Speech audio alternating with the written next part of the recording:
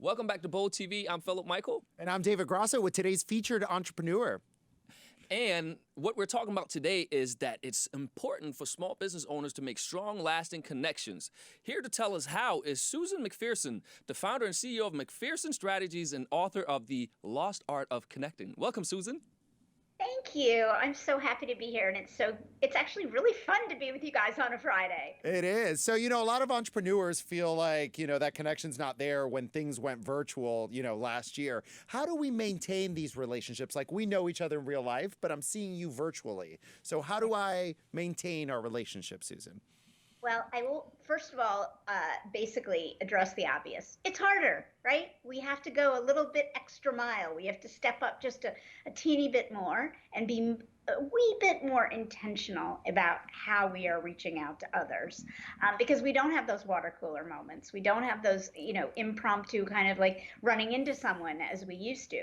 So my recommendation is to be, yes, very intentional and set up a kind of a system almost for yourself to reach out to people, people you haven't connected with in a while, people that perhaps you want to connect with, maybe 3 to 5 people a day, and do it in whatever means is easiest for you, because guess what? You will continue to do it. And people often say, well, how do I find time? And you know what I say? You don't forget to brush your teeth.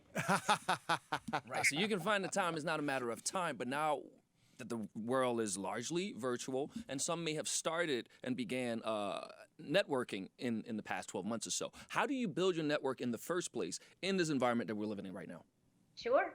Well, in my book, I spell out a methodology called Gather, Ask, Do. Lovely. And within the Gather methodology, which is the first, of course, part, is first do a little bit of self-reflection to figure out in your mind what is a meaningful connection to you, because what might be a meaningful connection for me may be a little bit different from each of you. Secondly, think about the community you want to build around you that is going to help you meet your goals. And as an entrepreneur, you have very specific goals, obviously, over the next 4 years, 4 months, 4 weeks. And then go so far as think about how you are going to go ahead and make sure that community, that network, is actually doesn't just look like you, sound like you, the same age as you. Oh, that's a really good one. So let's talk about echo chambers then. So Exactly. Philip and I are an echo chamber. We may not look or dress alike, right? But when we get together, we basically agree on everything. And that might be a little dangerous, Susan, isn't it? Yes, but I will say you don't look like you look like each other, though. That's the crazy thing, because we could be in a situation, if we're talking about a conundrum or a business situation, we could be completing each other's sentences, and people don't know. And this is one thing about diversity. People don't know what's on the outside and isn't necessarily what's reflected on the inside, which also comes back to networking. Do you all both know each other from in-person encounters? Yes. Will it be difficult to go back to in-person networking as the world opens up? Are people too conditioned to Zoom it up? Or what are we looking at here?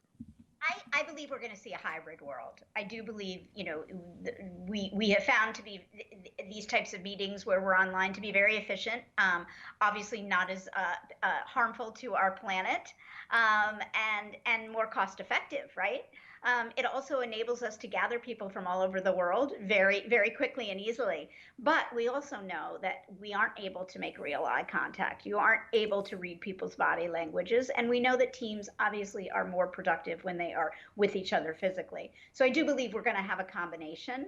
And I liken where we are right now almost to purgatory, where we kind of have one toe out the door, but we can't go out yet.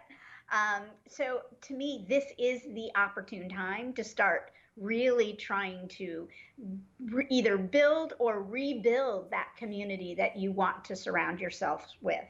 And for young entrepreneurs or folks just out of college, the first place to start is with the people you know. Whether it be your neighbors, your cousins, your third cousins, or your initial colleagues. I also always recommend if and I don't want to say if you have the time, because we can all find the time, and that is to do volunteer service, because it is a tremendous way to build your community, to build a community that doesn't just look like you, and has different skills and also different communities of their own that then you can tap into. So one of the questions I get the most, Susan, is about like, when you're looking at talking to a gatekeeper, let's say, and you want to connect with them. How do you approach someone that you want to, a job, a connection, a volunteer opportunity, whatever it might be? Let's say I'm coming to you, Susan, and I'm asking you for a favor. What would be the best way of doing that through the the lost art of connection? Great question there. Well, one of the themes that runs through my entire book is this notion of leading first with how can I be helpful? So let's always let's try to pivot, because when we think of traditional networking, it's always been about what can I get? Give me, what can be helping me, right? And so first and foremost, let's pivot. Let's turn that 180 degrees. And when you are reaching out either to a gatekeeper or to someone new that you have interest in learning more about, my first recommendation is do a little research, okay? You have all the tools at your disposal, whether it be the Google to Twitter, Instagram, for God's sakes, you can find out if the person has grandchildren. And, I am of age that I was living, when I was your age, gentlemen, I had Encyclopedia Britannica and the Yellow Pages to do research before I reached out to someone, okay? There's no excuse now when you reach can't come with all the tools at your disposal. But I would always lead with something that you learned about that person and then say, I'm fascinated by XYZ. Is there anything you could be using a little bit of help with that I could provide? And, oh, by the way, I would love to have 10 minutes of your time so that I can learn more about a project that I'm working on. Do you see how I pivoted that? I have trouble getting 10 minutes of Philip's time. Oh, stop it. But one thing is actually an interesting point, because David, a lot of time people will reach out to you for a number of things. Are you seeing things that Susan is saying that has been helpful for you? And also the other side of the coin, when someone is me, where you go, you know what? I'm not even. Yeah, going you see them instantly, right? You see what they're looking for, and you see whether they're being like extractive or helpful. So there's a major difference in that, and you see it in the language in which they present themselves, which right now is 100% virtual. So, right, excellent stuff. Where can people find you, Susan? Where can we learn more about the lost art of connecting outside of the book, obviously, but on a day-to-day basis? Where can we learn more about what you do and the work you're out here doing? I'm a social impact communications firm, and I'm grateful that my employees let me come to work every day. You can find it at McPherson I'm on the interwebs at Susan McPherson. And the book, The Lost Art of Connecting, can be found at bookstores everywhere and anywhere, both online and, in your local neighborhoods.